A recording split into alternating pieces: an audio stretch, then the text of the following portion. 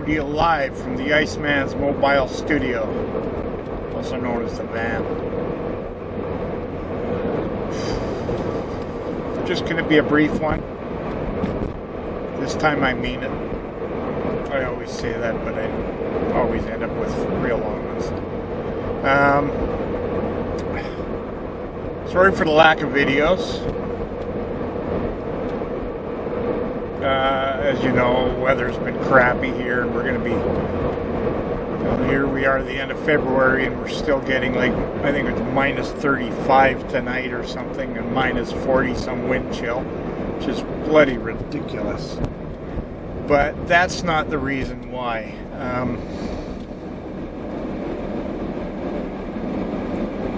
As you guys know, my mom's been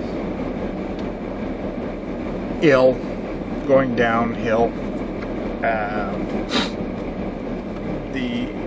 The illness she has been progressing quite steadily and rapidly since beginning of 2013.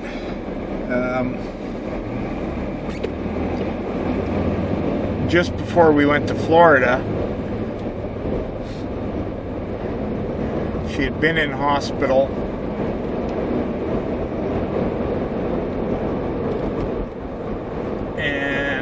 We had just moved her into a supportive housing unit from her own home.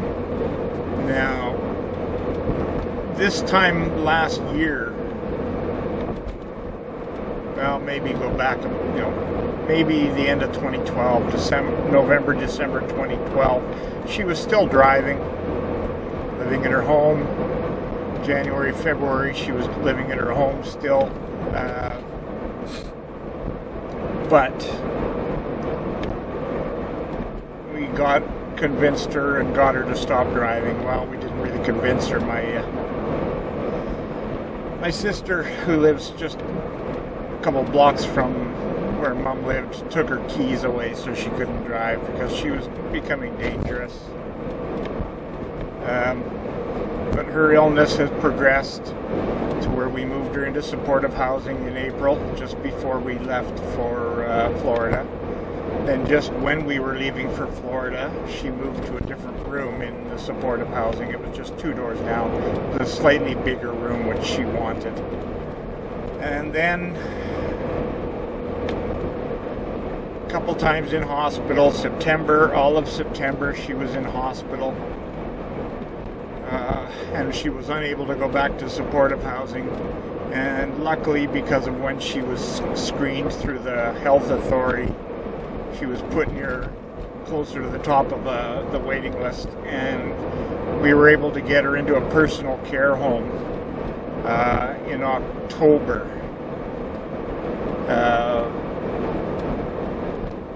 And she's been there ever since, and she's progressed now that she's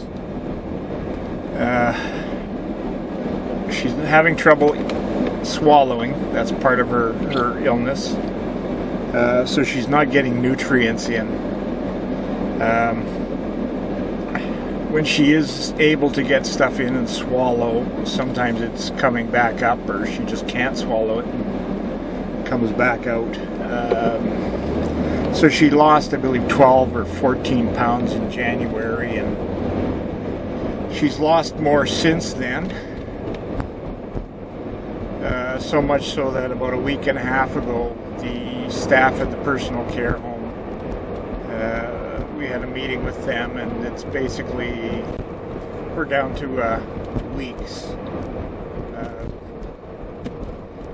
Because there's really not a lot they can do if they can't get nutrients into her.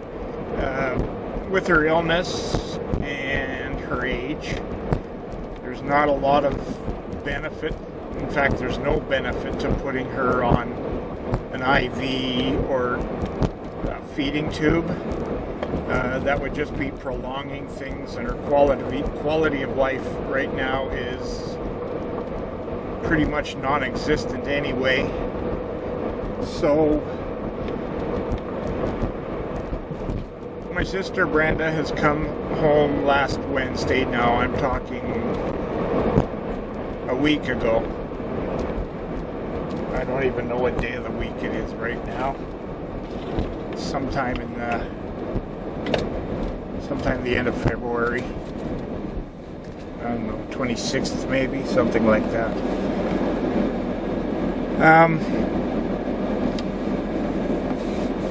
They figure, she's basically not going to get enough nutrients in, and she's going to, she's already been, she's been weak for a while, and, she's unable to get up and out of bed, and she's needing help, or they're using a lift to get her into the washroom, and, there's just no quality there for her. And unable to swallow and unable to eat. She's managing maybe the equivalent of a small cup of soup a day, but they're having to puree food, and I don't know, dietitians out there, if you're serving potatoes and chicken and vegetables, maybe puree them all separate so they can have the taste of the stuff. Don't just throw it all in the blender, because it just makes a pile of slop that looks disgusting, and it likely tastes even worse. I understand the whole thing behind pureeing and that, but it's just whatever little time people have left, if they have to have their food pureed, at least let them enjoy some of the taste. So she's not eating. She'll only eat for certain people and certain times. They're having trouble getting her medications into her because of the problem swallowing. So there's not going to be any more real big updates, and I'm not going to be doing much until I'll just have to sit back and spend as much time with her as I can. For a while she was really out of it and unable to communicate well. She's very confused. Conversations were very difficult because she spoke gibberish. But the last couple of days she's been a lot more alert, and that may be that phenomenon where people kind of rally and have a little bit of a burst just before they pass away, and more awareness and a little more upbeat, and we're having conversations with her, and we're getting to spend time with her. So we're spending as much as we can with her, which gives us time and gives her some time while she's mentally there, and then, but it's tiring us out. So here I am, going on and on, babbling again. So I'm going to let you go. Once again, sorry for the lack of videos. I know you guys will understand, and I appreciate it. And with this cold weather and 4.5 feet of snow in our yard, I don't feel like doing anything anyway, so time will tell. Next few weeks will tell. So thanks a lot. I'll talk to you later.